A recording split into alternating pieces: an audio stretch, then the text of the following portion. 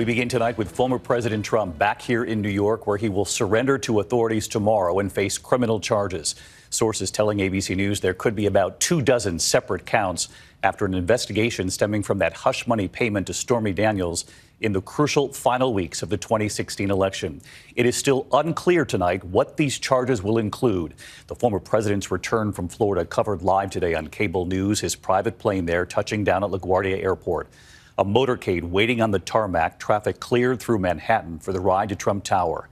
The former president quickly heading inside, a quick wave on his way in, the city bracing for possible protests. New York City Mayor Eric Adams tonight warning any potential protesters, saying the NYPD is always ready. Although right now at Trump Tower and outside court, it seems so far the number of reporters outnumbering those who have gathered.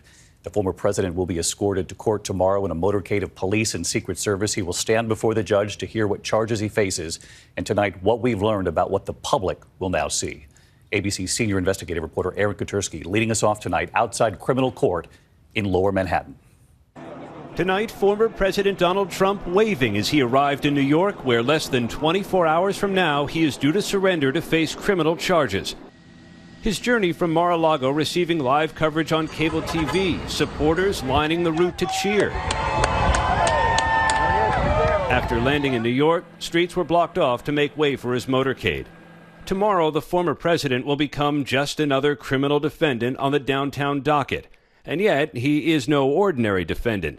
The Secret Service will deliver him to court to be arrested. Officers could take his mugshot, and though he won't be handcuffed, Trump will have to stand before a judge for arraignment on some 24 charges. His lawyer said he'll plead not guilty. The charges stem from a hush payment to porn actress Stormy Daniels weeks before the pivotal 2016 presidential election, and allegedly disguised as ordinary legal expenses. Today, Trump again lashed out at Manhattan District Attorney Alvin Bragg and attacked presiding judge Juan Merchan as a Trump-hating judge who would never give him a fair trial.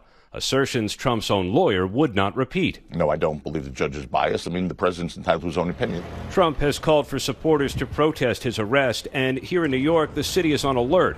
Mayor Eric Adams with this warning. While there may be some rabble-rousers thinking about coming to our city tomorrow, our message is clear and simple. Control yourselves. New York City is our home, not a playground for your misplaced anger. While Trump was preparing for his arrest, President Biden was touring a Minnesota manufacturing facility and talking about jobs, a split screen the White House welcomes. The president today making his first comments on Trump's indictment. You're going. No, I have faith in the New York Police Department. Yes. So let's bring in Aaron Katersky. He's live outside the courthouse in Lower Manhattan again tonight for us. And Aaron, among the questions that remain this evening, will there be cameras in court tomorrow? The judge ruling on that tonight? He's expected to, David. He signaled that he would. News organizations, including ABC News, asked to bring cameras into the courtroom. But the Trump legal team actually opposed it, saying it would create a circus-like atmosphere. Once Trump gets here tomorrow, we don't think we're going to see very much of him. He'll be driven down from his apartment on Fifth Avenue. He'll go in through a side entrance that will be blocked off by the police. He'll be processed, fingerprinted, photographed in private, and then he'll come into court using a special elevator, so he'll be visible in the hallway for only a few seconds. And he has called for protests to go on outside, but so far, David, around here, there just aren't very many of them.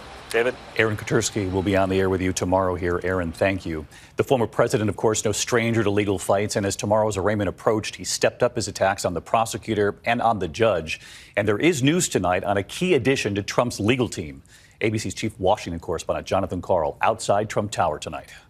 As Donald Trump arrived in New York today, his motorcade taking him through the streets of Manhattan to Trump Tower, people close to the former president tell ABC News he wants to get it all over with and return to Florida as quickly as possible. He had previously told his allies he wanted to make a big show of defiance at the courthouse and at Trump Tower. He attempted to summon protesters. But now that the indictment is a reality, Trump wants it done with no fanfare. Trump, however, is singularly focused on criticizing both the prosecutor, Manhattan DA Alvin Bragg, and in a particularly risky move, attacking the presiding judge, Juan Merchan, the same judge who heard the case last year against the Trump Organization and who sentenced longtime CFO Alan Weisselberg to prison just this past January. In several posts over the last few days, Trump calls him a, quote, Trump-hating judge. Some legal experts are now questioning whether Judge Merchan will issue a gag order and how that would affect the former president, who plans to speak from his Mar-a-Lago home when he returns tomorrow night. So let's bring in John Carl. He's live outside Trump Tower tonight. And John, the real question tonight about whether the judge will impose this gag order in this case. We've been given no indication, we should point out, so far either way. It is a given, though, that this judge will likely be very aware of what Donald Trump says. As you just pointed out, he does plan to speak tomorrow night to reporters outside Mar-a-Lago in the hours after he's charged. Yeah, and David, he may not say much here in New York, but once he gets back to Florida, back to Mar-a-Lago, I expect we will hear an all-out campaign against prosecutors, not just in this case, but in the other criminal investigations he is facing. An all-out campaign against the criminal justice system, a campaign that will be virtually indistinguishable from his presidential campaign. He's attacked investigators in the past, but now that he is a criminal defendant, as you know, his words can come back to haunt him. They can be used against him.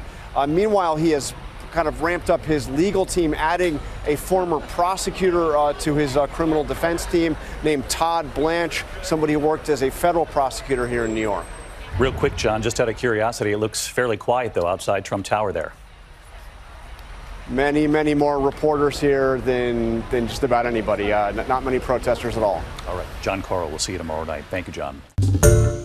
Hi, everyone. George Stephanopoulos here. Thanks for checking out the ABC News YouTube channel. If you'd like to get more videos, show highlights, and watch live event coverage, click on the right over here to subscribe to our channel. And don't forget to download the ABC News app for breaking news alerts. Thanks for watching.